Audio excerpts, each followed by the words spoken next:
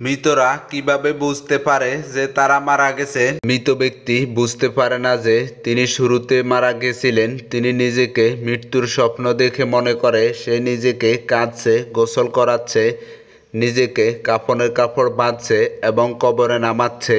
যখন তাকে মাটিতে শুয়ে ফেলা হচ্ছে তখনও তিনি স্বপ্নের ঘরে থাকেন আর মনে করতে থাকেন এটি একটি স্বপ্ন। তারপর সে চিৎকার করে কিন্তু কেউ তার চিৎকার শুনে না। পরে যখন সবাই তাকে কবরের অন্ধকারে ফেলে চলে যায় আর সে মাটির নিচে একা হয়ে যায়, তখন আল্লাহ তার প্রাণ ফিরিয়ে দেন। সে চোখ খুলে তার খারাপ স্বপ্ন থেকে জেগে উঠে।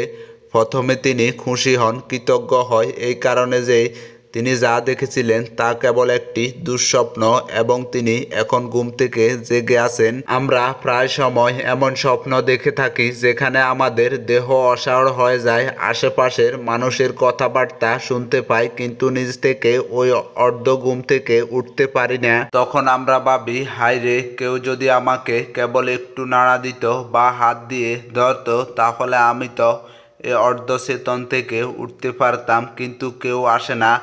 আমরা নিজেরাই এক সময় উঠি, হয় না এমন অনুভূতি? আচ্ছা, এটা কি মৃত্যুর মতো কোনো একটা অনুভূতি? যদি না উঠতে পারি তখন কি আমরা মৃত হয়ে যাব?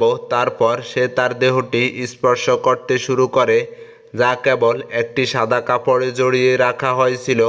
তখন সে অবাক হয়ে বলতে থাকে, আমার শার্ট কোথায়, আমার প্যান্ট কোথায়? তারপর সে আরো অবাক হয়ে বলতে থাকে, আমি কোথায়, এই জায়গাটি কোথায়, সর্বত্র ময়লা মাটির গন্ধ কেন, আমি এখানে কি করছি? তারপর সে বুঝতে শুরু করে যে সে ভূগর্ভস্থ এবং তিনি যে অভিজ্ঞতা নিচ্ছেন তা স্বপ্ন নয়। হ্যাঁ, তিনি বুঝতে পেরেছিলেন যে তিনি সত্যিই মারা গেছেন। তিনি যতটা সম্ভব উচ্চ স্বরে চিৎকার শুরু করতে থাকবেন এবং তার স্বজনদের ডাকতে থাকবেন যারা তার মতে তাকে বাঁচাতে এগিয়ে আসবেন।